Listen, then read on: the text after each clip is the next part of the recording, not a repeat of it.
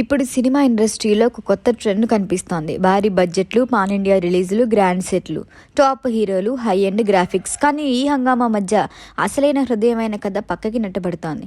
గతంలో సినిమాకి ప్రాణం స్టోరీ అనేవారు. ఇప్పుడు మాత్రం మార్కెటింగ్కి, సేల్స్కి ప్రాధాన్యం ఎక్కువైపోయింది. దాంతో 100 కోట్ల బడ్జెట్ వచ్చినా సినిమాల కథలోపంతో డిజాస్టర్లుగా మిగిలిపోతున్నాయి.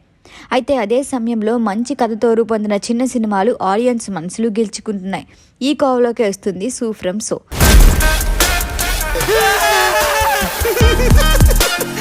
కన్నడలో రూపొందిన ఈ హారర్ కామెడీ చిత్రం ఆగస్టు 8న రిలీజ్ అయింది.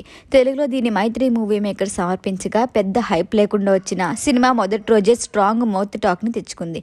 కేవలం 6 కోట్ల బడ్జెట్తో తెరకెక్కిన ఈ చిత్రం ఇప్పటి వరకు 35 కోట్లు వసూలు చేయడం గమనార్హం. ఇది కూడా ఎక్కువగా కన్నడ వర్షన్ నుంచే. తెలుగులోనూ 3 వారాలుగా థియేటర్లు హౌస్ఫుల్తో నిండిపోతున్నాయి. ఇదే సమయంలో విడుదలైన పాన్ ఇండియా బిగ్ బడ్జెట్ సినిమాలైన వార్ 2 మరియు కూలీ బాక్సాఫీస్ వద్ద అంచనాలకు తగ్గ ఫలితాలు ఇవ్వలేకపోయాయి. అయితే ఈ మధ్యలో వచ్చిన సో ఫ్రమ్ సో మాత్రం ఆ 2 సినిమాల్ని పక్కకి నెట్టి బాక్సాఫీస్ను షేక్ చేస్తోంది. ఇది నిజంగా గొప్ప విషయం.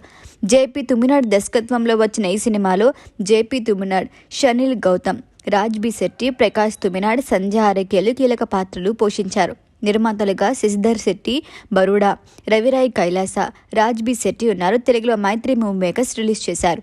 చిన్న సినిమాగా వచ్చిన సో ఫ్రమ్ సో చూపించిన కంటెంట్ ప్రేక్షకులు ఫిదా అయిపోయారు. నెటిజన్లు ఇది అసలైన సక్సెస్ అంటూ ప్రశంసలు కురిపిస్తున్నారు.